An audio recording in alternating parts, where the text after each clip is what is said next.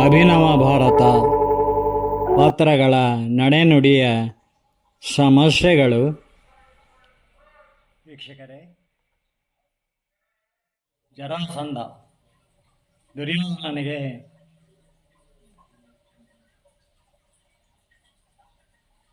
ಸ್ನೇಹಿತನಾದ ಜರಾಸಂಧ ಅವನನ್ನು ಮೊದಲು ಜಾಗದಲ್ಲಿ ಭೀಮಸೇನನಿಂದ ಕೃಷ್ಣ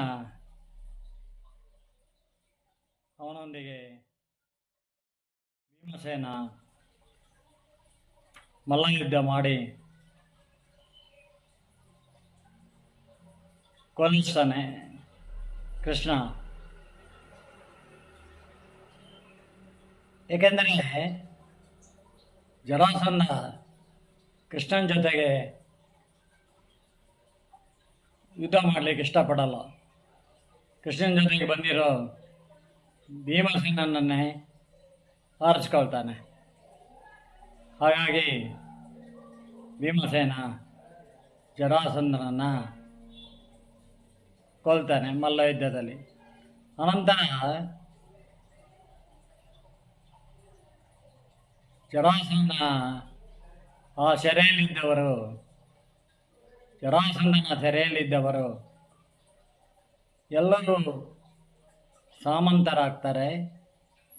ಪಾಂಡವರಿಗೆ ಇಂದ್ರಪ್ರಸ್ಥ ರಾಜಧಾನಿಗೆ ಇದ್ದ ಪಾಂಡವರಿಗೆ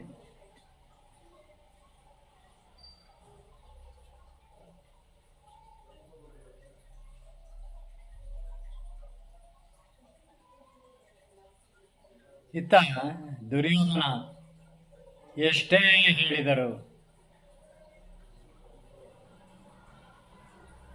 ಅಪ್ಪ ಪಾಂಡವರ ಸಭಾಭವನದಲ್ಲಿ ಧೃತರಾಷ್ಟ್ರ ಒಬ್ಬ ತಂದೆಯಾಗಿ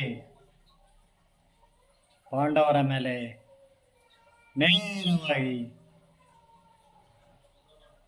ದಯಾದರು ಅಂತ ದೇಶ ಸಾಧಿಸಲ್ಲ. ಅವರು ಇರಲ್ಲ, ನಾವು ಇರಲ್ಲ, ದೇಶ ಎಂದಿಗೂ ಒಳ್ಳೆಯದಲ್ಲ. ಹಾಗಿರ್ತಾನೆ ಧೃತರಾಷ್ಟ್ರ ಒಬ್ಬ ತಂದೆ. ಆದ್ದರಿಂದ ಮಹಾಭಾರತ ಮನಮನೆ ಕಥೆಯಾಗಿದೆ. ಧೃತರಾಷ್ಟ್ರರನ್ನು ನೇರವಾಗಿ ಮಗ ದುರ್ಯೋಧನನಿಗೆ ಸಪೋರ್ಟ್ ಮಾಡುವ ಹಾಗೆ ಹೇಳ್ತಾರಲ್ಲ, ಭಾಳ ವ್ಯೂಸ್ ಜಾಸ್ತಿ ಬರುತ್ತೆ ಅಂತ. ಯೂಟ್ಯೂಬ್ ದಂಧೆ ಇರಲಿ.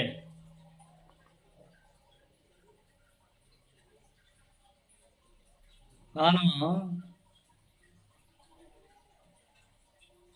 ಬಾಗಿಲಿಂದ ಹೋಗಿ ಇಂದ್ರಪ್ರಸ್ಥದ ಮಯ ಅರಮನೆಯಲ್ಲಿ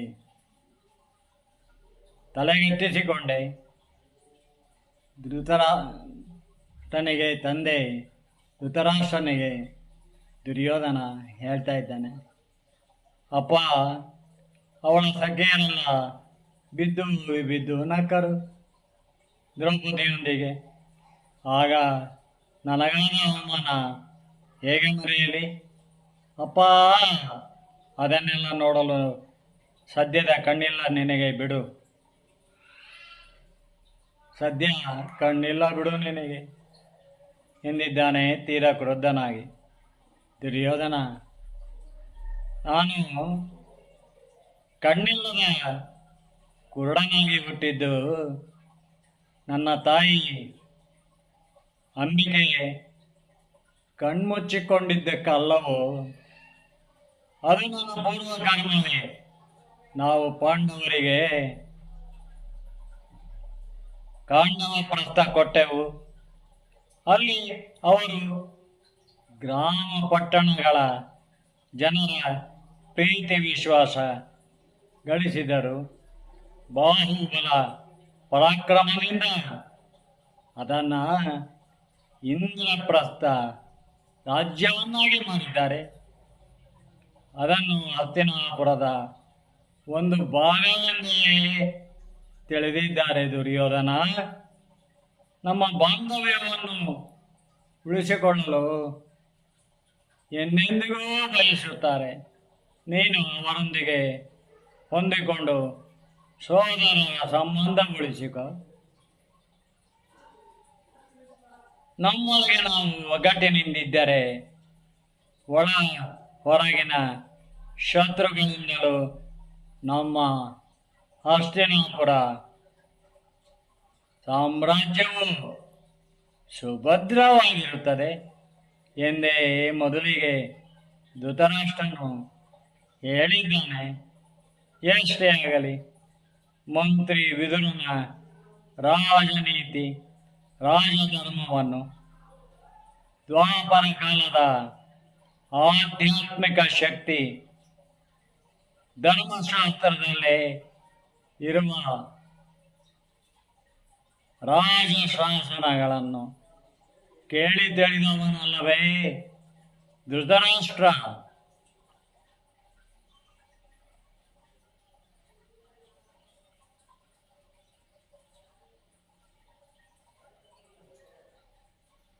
ಪಾಂಡವರು ಧರ್ಮ ಕರ್ಮಕ್ಕೆ ಹಂಚಿಕೊಳ್ಳುವವರು. ಅವರ ಮೇಲೆ ಸಂಶಯ ಪಡಬೇಡುವ ದುರ್ಯೋಧನ. ಅವರು ಅವರ ಮಕ್ಕಳು ಮೊಮ್ಮಕ್ಕಳು ಅವರಷ್ಟಕ್ಕೆ ಅವರು ಇಂದ್ರಪ್ರಸ್ಥ ರಾಜ್ಯವಾಳಿಕೊಂಡಿರುತ್ತಾರೆ. ಇಂದ್ರಪ್ರಸ್ಥದಲ್ಲಿ ರಾಜ್ಯವಾಳಿಕೊಂಡಿರುತ್ತಾರೋ ಅವರ ಮೊಮ್ಮಕ್ಕಳು ನಮ್ಮ ಮೇಲೆ ಸುಖ ಸುಮ್ಮನೆ ದೇಶ ಸಾಧಿಸುವುದಿಲ್ಲ. ನೀನೇ ಅವರ ಮೇಲೆ ಹರಿಹಾಯ್ದು ಬೀಳುವಂತಾಗಬಾರದು ದುರ್ಯೋಧನ ಎಂದು ಧೃತರಾಷ್ಟ್ರ ಹೇಳಿದ್ದಾನೆ. ಒಬ್ಬ ತಂದೆಯಾಗಿ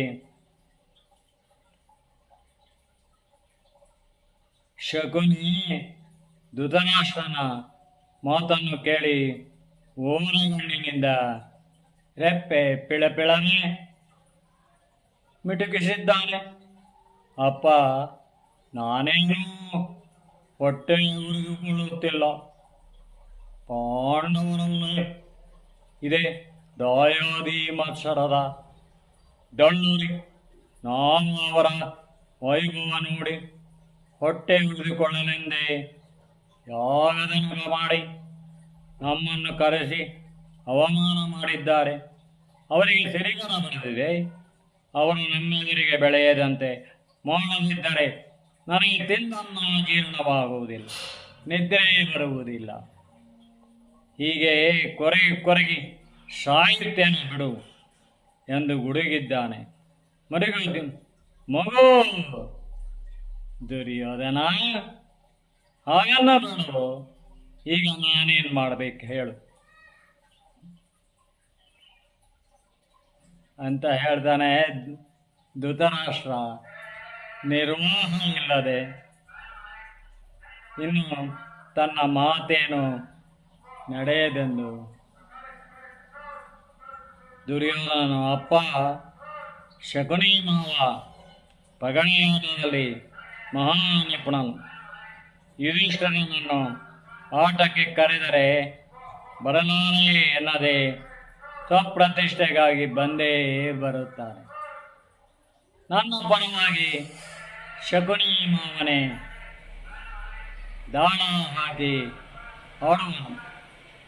ನಾವೇ ಖಂಡಿತ ಗೆದ್ದೇ ಗೆಲ್ಲುತ್ತೇವೆ. ದುರ್ಯೋಧನ ಯುದ್ಧದಲ್ಲಿ ಒಬ್ಬರ ಪರ ಇನ್ನೊಬ್ಬನು ಆಡುವುದೆಂದರೇನೋ ಧರ್ಮನಂದನ. ಆ ಧರ್ಮನಂದನನಿಗೆ ಸೋಲಿಸಿ ಪಾಂಡವರನ್ನೇನು ಮಾಡುವೆಯೋ ಧೃತರಾಷ್ಟ್ರನೆಂದಿದ್ದಾನೆ. ಅಪ್ಪ, ಅವರು ಮಯಾಸಭಾ ಭವನದಲ್ಲಿ ಅಪ್ಪ, ಅವರು ಮಾಯಾ ಸಭಾಭವನದಲ್ಲಿ ನಮಗೆ ಅವಮಾನ ಮಾಡಿದ್ದಾರೆ.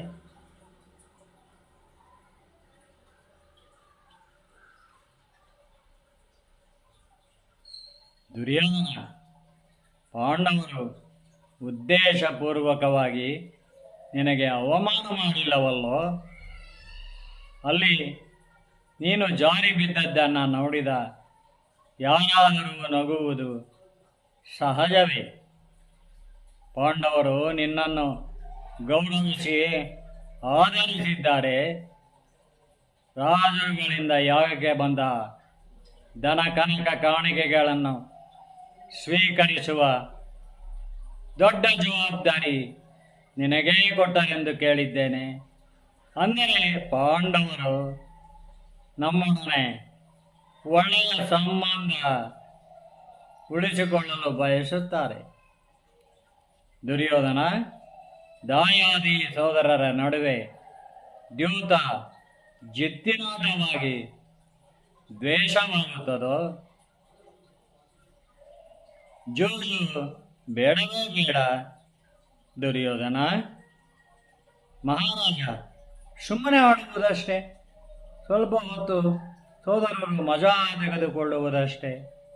ಭೀಷ್ಮರು ದ್ರೋಣರು ನೋಡುತ್ತಾ ಇರುವರಲ್ಲ.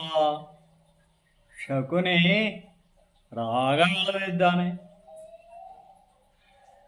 ಶಕುನಿ, ನಾವು ನಿಮಗಿಂತ ಕಡಿಮೆ ಏನಿಲ್ಲವೆಂದೇ ತೋರಿಸಲು ಜೂಜಾಟ ಆಡುವುದೇ?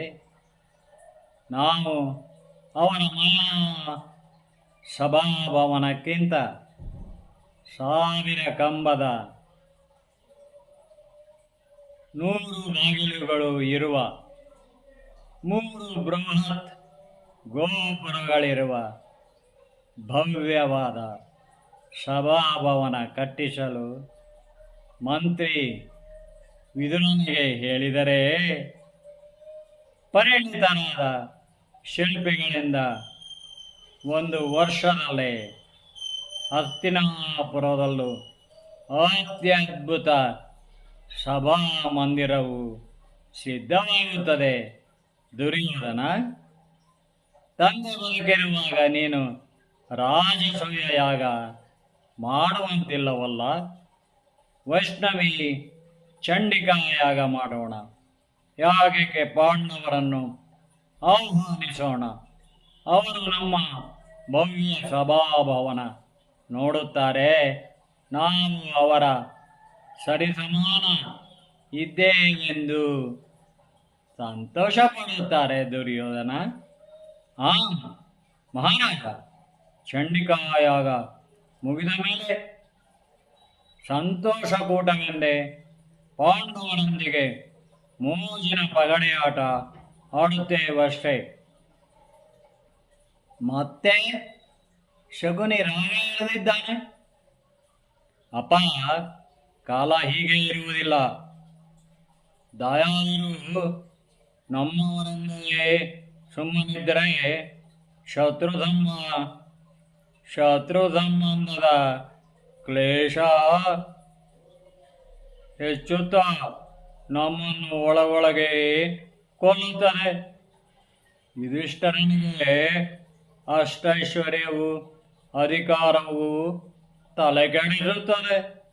ಈಗಾಗಲೇ ಅವನೇ ಸಮರ್ಥ ರಾಜನೆಂದು ಭಾರತ ದೇಶವೇ ಕೊಂಡಾಡುತ್ತಿದೆ. ಅಪ್ಪ, ಅದನ್ನು ಕೇಳುತ್ತಾ ನಾನು ಬಿಟ್ಟು ಬಿಡದೆ ಕೊರಗುವುದಾಗಿದೆಯಲ್ಲ. ಪಾಂಡವರು ಸಿರಿ ಅಧಿಕಾರದ ಮತ್ತರಾಗಿ ಏನು ಬೇಕಾದರೂ ಮಾಡುತ್ತಾರೆ. ಈಗ ರಾಜರಿಗೆಲ್ಲ ದ್ಯೋತವು ಪ್ರತಿಷ್ಠೆ. ಯುಧಿಷ್ಠಿರನನ್ನು ಕರೆದರೆ ಬರಲಾರೆ ಎನ್ನದೆ ಬಂದೇ ಬರುತ್ತಾನೆ. ಅವನನ್ನು ಜೂಜಿನಲ್ಲಿ ಸೋಲಿಸಿ ತಲೆ ತಗ್ಗಿಸುವಂತೆ ಮಾಡಲೇಬೇಕು. ದುರ್ಯೋಧನ ಹಿಡಿದ ಹಠವನ್ನು ಬಿಡಲಿಲ್ಲ. ಶಕುನಿಯು ಮತ್ತೆ ಹೇಳುತ್ತಾನೆ, ಮಹಾರಾಜ, ಪಗಡೆ ದ್ಯೂಟು ಪಗಡೆ ದ್ಯೂತ ನೇದಾಟವಷ್ಟೇ. ಜೂಜಿಗೆ ಕುಳಿತು ಸುಮ್ಮನೆ ಕಿಚಾಯಿಸುತ್ತಾ ಒಬ್ಬರಿಗೊಬ್ಬರು ಮಜಾ ತೆಗೆದುಕೊಳ್ಳುವುದಷ್ಟೇ. ಶಕುನಿ ಎಂದಾಗ ಧೃತರಾಷ್ಟ್ರ ಮತ್ತೆ ಹೇಳುತ್ತಾನೆ, ಹೇ ಶಕುನಿ, ಮಗು ದುರ್ಯೋಧನ ಯಾವೇ ನಡೆದಾಗ ದ್ಯೂತಕ್ಕೆ ದಾಯಾದರೂ ಕುಳಿತು ಆಡುವುದು ಒಳ್ಳೆಯದಲ್ಲ. ಪಾಂಡವರು ಬಲಶಾಲಿಗಳೇ, ಅವರಿಗೆ ದೈವ ಬಲವೂ ಇದೆ ಎಂಬುದನ್ನು ನೀನು ಚಿಕ್ಕಂದಿನಿಂದ ಅವರೊಡನೆ ಆಟವಾಡಿ ತಿಳಿದವನೇ. ನಾವುಗಳು ಯುಧಿಷ್ಠಿರನ ಸಾತ್ವಿಕ ಕೋಪಕ್ಕೆ ಅಂಜಬೇಕು. ವಿದುರನನ್ನು ಒಂದು ಮಾತು ಕೇಳೋಣ. ಅಪ್ಪ, ಎಲ್ಲದಕ್ಕೂ ವಿದುರನನ್ನು ಕೇಳುವುದೇ? ಯಾಗವು ಮುಗಿದ ಮೇಲೆ ಶಕುನಿ ಮಾವ ಹೇಳಿದಂತೆ ನಾನು ಯುಧಿಷ್ಠಿರನು ಆಡುವುದು ಮೋಜಿನಾದವಷ್ಟೇ. ದುರ್ಯೋಧನ, ವಿದುರನು ನಮ್ಮ ಮಂತ್ರಿ ಅಷ್ಟೇ ಅಲ್ವೋ? ಇಲ್ಲೇ ನಮ್ಮೊಂದಿಗೆ ಹುಟ್ಟಿ ಬೆಳೆದವನು. ನಿಮಗೆ ಚಿಕ್ಕಪ್ಪನಿದ್ದಂತೆ ಅವನಿಗೂ ಕೇಳೋಣ ಎಂದಿದ್ದಾನೆ. ಧೃತರಾಷ್ಟ್ರ, ದುರ್ಯೋಧನನು ಕೇಳುವ ಸಹನೆ ಇಲ್ಲದೆ ದುಮುಗುಡುತ್ತಾ ನೆರಕ್ಕೆ ಕಾಲು ಕೊಟ್ಟಿ ನಾವು ಯುಧಿಷ್ಠಿರನೊಂದಿಗೆ ಜೂಜಾಡುವುದೇ ಶಾಯಿ ಎಂದು ಗೊಣಗುತ್ತಾ ಹೊರಗಡೆ ನಡೆದಾಗ ಶಕುನಿಯು ಅವನನ್ನು ಹಿಂಬಾಲಿಸಿದ್ದಾನೆ. ಧೃತರಾಷ್ಟ್ರನಿಗೆ ಮನಸ್ಸು ತಡೆಯಲಾಗಲಿಲ್ಲ. ವಿದುರನೊಬ್ಬನನ್ನೇ ಕರೆಸಿ ಯಾಗಕ್ಕೆ ಸಿದ್ಧತೆಯನ್ನು, ದುರ್ಯೋಧನನ ದ್ಯೂತ ವಿಷಯವನ್ನು ಪ್ರಸ್ತಾಪಿಸಿದ್ದಾನೆ. ನೋಡಿ, ಧೃತರಾಷ್ಟ್ರ ಒಬ್ಬ ತಂದೆಯಾಗಿ ಹೇಗಿದ್ದಾನೆ.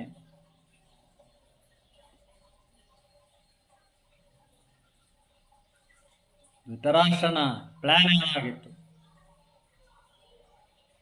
ಪಾಂಡವರನ್ನು ಇನ್ನಿಲ್ಲದಂತೆ ಮಾಡಲು, ದ್ಯೂತದಲ್ಲಿ ಸೋಲಿಸಿ ಹಸ್ತಿನಾಪುರದಿಂದ ಹೊರಗಟ್ಟಲು. ಏನ್ರಿ, ಬಾಯಿಗೆ ಬಂದಂಗೆ ಬೊಗಳೇನ?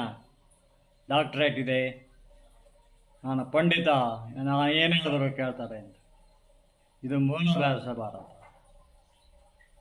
ಕನ್ನಡಕ್ಕೆ ಮೊದಲು ಬಂದ ಸಂಸ್ಕೃತದಿಂದ ಬಂದ ಈ 72 ಪುಟಗಳು ಪೀಠಿಕೆ ಪ್ರಸ್ತಾವನೆ ಇದೆ. ಈ 72 ಪುಟಗಳಲ್ಲಿ ಯಾರ್ಯಾರು ಮಹಾಭಾರತದ ಬಗ್ಗೆ ಏನೇ ಹೇಳಿದ್ದಾರೆ? ಆಗಿನ ರಾಷ್ಟ್ರಪತಿ, ದ ಇಂಡಿಯನ್ ಗ್ರೇಟ್ ಫಿಲಾಸಫರ್, ಭಾರತದ ಮಹಾನ್ ತತ್ವಜ್ಞಾನಿ ರಾಧಾಕೃಷ್ಣನ್ 2 ಅವಧಿಗೆ ರಾಷ್ಟ್ರಪತಿ ಆಗ್ತಾರೆ. ಅವರು ಕೂಡ ಏನು ಹೇಳ್ತಾರೆ? ಇಂಗ್ಲೀಷಲ್ಲಿ ಬರೆದಿದ್ದಾರೆ. ದೇವದತ್ತ ಪಟ್ಟನಾಯಕ್ ಇಂಗ್ಲೀಷನಲ್ಲಿ ಬರೆದಿದ್ದಾರೆ. ಅವರು ಏನೇ ಹೇಳ್ತಾರೆ? ಆಗಿನ ಜನ ಸಾಮಾನ್ಯರು ಹೇಗಿದ್ದರು? ಆಗಲೂ ಕೆಟ್ಟವರಿದ್ದರು. ಕೆಟ್ಟವರು ಇರೋದ್ರಿಂದನೇ ಒಳ್ಳೆಯದಕ್ಕೆ ಭಾಳ ಬೆಲೆ. ಅವರೆಲ್ಲ ಹೇಗೆ ಪ್ರತಿಕ್ರಿಯಿಸಿದ್ರು? ದ್ರೌಪದಿಗೆ 5 ಜನ ಗಂಡಿರು ಅಂತ ಅವರು ಮಾಡ್ಕೊಂಡಿದ್ರು.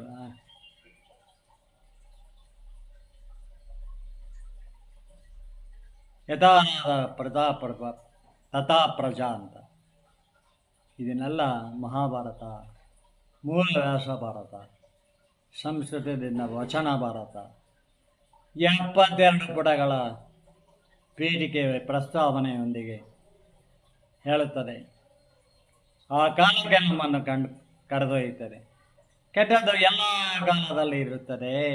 ಆದ್ದರಿಂದ ಒಳ್ಳೆಯದಕ್ಕೆ ಬಹಳ ಬೆಲೆ, ನೀತಿಗೂ ಒಂದು ನೆಲೆ ಅಲ್ಲವೇ? ಮಹಾರಾಜ, ದ್ಯೂತದ ಜೂಜಿನಾಟವು ಆರಂಭದಲ್ಲಿ ಚೆನ್ನಾಗಿರುತ್ತದೆ. ಆಡಲು ಕುಳಿತವರನ್ನು ಮೈಮರೆಸಿ ಮಂಕು ಕವಿಸುತ್ತದೆ. ಜಿದ್ದಿನ ಆಟವಾಗಿ ಸ್ನೇಹಿತರಿರಲಿ, ಅಣ್ಣ ತಮ್ಮಂದಿರಿರಲಿ, ಅವರವರ ಅಹಂಕಾರ ಬಡಿದೆಬ್ಬಿಸುತ್ತದೆ. ಸೋಲು ಗೆಲುವಿನಿಂದ ಒಬ್ಬರಿಗೊಬ್ಬರು ದ್ವೇಷ ಕಟ್ಟಿಕೊಳ್ಳುವಂತೆ ಮಾಡುತ್ತದೆ ಮಹಾರಾಜ. ವಿದುರ ಹೇಳ್ತಾ ಇದ್ದಾನೆ, ಜೂಜಾಟವನ್ನು ನಿಯಂತ್ರಿಸುವುದಂತೂ ಕಷ್ಟವೇ, ಜೂಜು ಬೇಡ ಮಹಾರಾಜ. ವಿದುರ ಹೇಳ್ತಾನೆ ಹೀಗೆ, ನೀವು ಹೇಳಿದಂತೆ ಒಂದೇ ವರ್ಷದಲ್ಲಿ ದೇಶದ ಸಮಸ್ತ ಜನತೆ ಮೆಚ್ಚುವಂತೆ ನಾವು ಅತ್ಯದ್ಭುತವಾದ ಸಭಾಮಂದಿರವನ್ನು ಕಟ್ಟಿಸೋಣ, ಪಾಂಡವರನ್ನು ಆಹ್ವಾನಿಸೋಣ, ಚಂಡಿಕಾಯಾಗ ಮಾಡೋಣ ಎಂದೇ ವಿದುರನು ಹೇಳಿ ಹೋಗಿದ್ದಾನೆ. ಆನಂತರದ ಒಂದೇ ವರ್ಷದಲ್ಲಿ 1000 ಕಂಬಗಳು, 100 ಬಾಗಿಲುಗಳಿರುವ ಅಭೂತಪೂರ್ವ ಸಭಾಭವನವನ್ನು ನುರಿತ ಶಿಲ್ಪಿಗಳಿಂದ ನಿರ್ಮಿಸಿದ್ದಾನೆ ಧೃತರಾಷ್ಟ್ರ. ವಿದುರನ ಮಂತ್ರಿ ವಿದುರನ ಮೇಲ್ವಿಚಾರಣೆಯಲ್ಲಿ ಸಭಾಭವನವು ಪ್ರವೇಶಕ್ಕೆ ಸಿದ್ಧವಾಗುತ್ತಿದ್ದಂತೆ ಮತ್ತದೇ ಪಗಡೆ ಜೂಜಿನ ಪ್ರಸ್ತಾಪ ಬಂದಿದೆ. ಈಗಲೂ ವಿದುರನು ಎಚ್ಚರಿಸುತ್ತಾನೆ, ಮಹಾರಾಜ, ನಿಮಗೆ ತಿಳಿದಂತೆ ಜೂಜು, ಕುಡಿತ, ಹೆಣ್ಣಿನ ಚಟವು, ಬೇಟೆಯ ಹುಚ್ಚು ರಾಜರುಗಳಿಗಷ್ಟೇ ಅಲ್ಲ, ಜನಸಾಮಾನ್ಯರಿಗೂ ವಿಹಿತವಲ್ಲ. ಜೂಜಿಗೆ ಕುಳಿತರಾಯಿತು, ಅದು ಕೆಲವು ಕ್ಷಣಗಳಲ್ಲಿ ರಾಜನನ್ನು ಸೇವಕನನ್ನಾಗಿ, ಸಜ್ಜನನನ್ನು ಭಿಕ್ಷುಕನನ್ನಾಗಿ ಮಾಡಿಬಿಡುತ್ತದೆ. ಬೇಡ ಮಹಾರಾಜ, ಸೋದರರ ನಡುವೆ ಜಿದ್ದಿನ ಆಟವಾಗಿ ದ್ವೇಷಕ್ಕೆ ಕೊಂಡೊಯ್ಯುತ್ತದೆ. ಪಗಡೆ ಜೂಜಿನ ಆಟ ಖಂಡಿತ ಬೇಡ.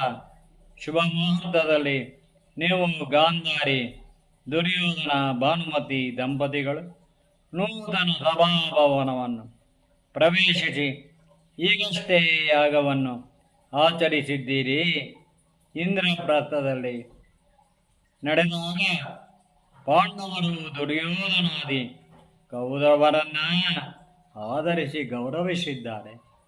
ವಿದುರ ಹೇಳ್ತಾನೆ, ನಾವುಗಳು ದ್ರೌಪದಿಯೊಂದಿಗೆ ಧರ್ಮರಾಜನನ್ನು ಅವನ ಅನುಜರೊಂದಿಗೆ ಆದರದಿಂದ ಬರಮಾಡಿಕೊಳ್ಳೋಣ. ಕೌರವರು ಪಾಂಡವರು ಒಗ್ಗಟ್ಟಿನಿಂದ ಇರಬೇಕು ಅಲ್ಲವೇ? ಹಸ್ತಿನಾಪುರವು, ಇಂದ್ರಪ್ರಸ್ಥ, ಪಾಂಚಾಲ, ದೃಪದರಾಜನ ಕಾಂಪಿಲ್ಯ ರಾಜ್ಯವು ಸುಭದ್ರವಾಗಿದ್ದು ಭಾರತದ 2 ಬಲಿಷ್ಠ ಇರುತ್ತವೆ ಮಹಾರಾಜ ಧೃತರಾಷ್ಟ್ರ. ಕೌರವ ಪಾಂಡವರಿಗೆ ಸಾಮಂತರಾದ ರಾಜರುಗಳೆಲ್ಲರೂ ಕಾಲಕ್ಕೆ ಧನಕನಕ ಕಪ್ಪ ಕಾಣಿಕೆಗಳನ್ನು ತಂದೊಪ್ಪಿಸುತ್ತಾರೆ ಎಂದು ವಿದುರನು ದೂರದೃಷ್ಟಿಯಲ್ಲೇ ಹೇಳಿದ್ದಾನೆ. ವಿದುರ ದುರ್ಯೋಧನನಿಗೆ ಜೂಜು ಬೇಡವೆಂದೇ ಹೇಳಿದನು. ಪಾಂಡವರ ಸಭಾಭವನದಲ್ಲಿ ದ್ರೌಪದಿಯು ಸಖಿಯರೊಂದಿಗೆ ನಕ್ಕು ಅಪಹಾಸ್ಯ ಮಾಡಿದಳಂತೆ. ಇವನು ಬಿದ್ದಾಗ ಧರ್ಮನಂದನನ್ನು ದಿವಸಕ್ಕೆ ಕರೆದು ದಾಳ ಹಾಕುವುದರಲ್ಲಿ ನಿಪುಣನಾದ ಮಾಂತ್ರಿಕ ಕುತಂತ್ರಿ ಶಕುನಿಯಿಂದ ಸೋಲಿಸಿ ದ್ರೌಪದಿಗೂ ಅವಮಾನಿಸಬೇಕಂತೆ. ಧೃತರಾಷ್ಟ್ರನ ದನಿ ಕ್ಷೀಣಿಸಿದೆ. ಧೃತರಾಷ್ಟ್ರ ದುರ್ಯೋಧನನಿಗೆ ಧರ್ಮ ಕರ್ಮದ ಅಂಜಿಕೆ ಇಲ್ಲ, ದೈವದ ನಂಬಿಕೆಯೂ ಇಲ್ಲ. ದ್ರೌಪದಿ ಕುರುಕುಲ ಸ್ತ್ರೀ, ದುರ್ಯೋಧನನಿಗೂ ಅತ್ತಿಗೆಯೇ ತಾನೆ. ಅವಳು ತಮಾಷೆಗಾಗಿ ಸಖಿಯರೊಂದಿಗೆ ನಕ್ಕಳೆಂದರೆ ಅಪಹಾಸ್ಯ ಎಂದೇಕೆ ಭಾವಿಸಿದ್ದಾನೆ? ದುರ್ಯೋಧನನು ಅವಳಿಗೆ ಅವಮಾನ ಮಾಡುವುದೆಂದರೇನು?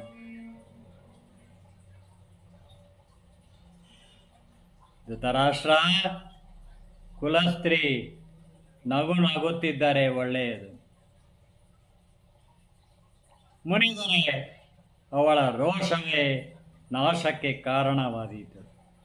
ದುರ್ಯೋಧನ ದೇಹಬಲ, ಅಧಿಕಾರ ಬಲ, ಅಷ್ಟೈಶ್ವರ್ಯ ಬಲವೇ ಬಲವೆಂಬ ದುರಹಂಕಾರದಿಂದಿದ್ದಾನೆ. ಬುದ್ಧಿವಂತನು ತನ್ನ ನಕ್ಷತ್ರ ಗ್ರಹಗತಿಗಳನ್ನು ಆಳುವನೆಂದೇ ಹೇಳುತ್ತಾರೆ. ದುರ್ಯೋಧನನಿಗೆ ಎಷ್ಟೇ ಹೇಳಿದರು ತನ್ನ ಹುಟ್ಟಿನಿಂದ ಬಂದ ಅವಗುಣಗಳನ್ನು ತನ್ನೊಳಗೆ ಇರುವ ಸತ್ವಗುಣದಿಂದ ಅದರ ಬಲದಿಂದ ತಿದ್ದಿಕೊಂಡು ತಾನು ಬದಲಾಗಬೇಕೆಂಬ ಅರಿವಿಲ್ಲ. ವಿದುರ, ದೊಡ್ಡವರು ಬೈದು ಗಟ್ಟಿಸಿ ಹೇಳುವುದೆಲ್ಲ ನಮ್ಮ ಒಳ್ಳೆಯದಕ್ಕೆಂದೇ ತಿಳಿದು ಸರಿದಾರಿ ಬರುವ ಮಕ್ಕಳಿರುತ್ತಾರೆ. ಗಾಂಧಾರಿ ಸತ್ಯವತಿಯು ದುರ್ಯೋಧನನನ್ನು ಸುಯೋಧನನೆಂದೇ ಕರೆಯುತ್ತಿದ್ದರು. ಅವಳು ಕುಂತಿಯ ನಮ್ಮ ಮಕ್ಕಳಿಗೆ ಬಾಲ್ಯದಲ್ಲೇ ಎಷ್ಟೇ ಬುದ್ಧಿ ಹೇಳಿದರು. ದುರ್ಯೋಧನನು ಅವನ ತಮ್ಮಂದಿರು ಸರಿದಾರಿಗೆ ಬರಲಿಲ್ಲ. ದುರ್ಯೋಧನನಿಗೆ ತಾನು ಕುರುಸಾರ್ವಭೌಮ ಭಾರತದ ಚಕ್ರವರ್ತಿಯಾಗಿ ಸರ್ವಾಧಿಕಾರಿ ಆಗಬೇಕೆಂಬ ನನ್ನ ಮುಂದೆ ಯಾರು ಬಲಿಷ್ಠರಾಗಿ ಬೆಳೆಯಬಾರದೆಂಬ ದುರಹಂಕಾರವೇ. ಅದೇ ತನಗೂ ಮುಳುವಾಗುವುದೆಂಬ ಪರಿಜ್ಞಾನವಿಲ್ಲ. ವಿದುರ ಹೇಳಿದ್ದಾನೆ.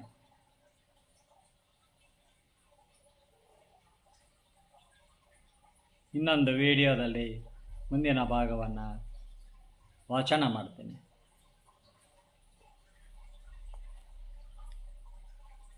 ನಿಮಗೆಲ್ಲರಿಗೂ ಆ ಅಲೌಕಿಕ ಶಕ್ತಿಯ ಸಾಕಾರ ರೂಪಿಯಾದ ಶ್ರೀಕೃಷ್ಣನ ಕೃಪೆ ಇರಲಿ. ವೀಕ್ಷಕರೇ, ಯತ್ರ ಯೋಗೇಶ್ವರ ಕೃಷ್ಣ ಯತ್ರ ಪಾರ್ಥ ಧನುರ್ಧರಃ ತತ್ರ ಶ್ರೀವಿಜಯೋ ಭೂತುರ್ಧ್ರುವ ನೀತಿರ್ಮತಿರ್ಮಮ.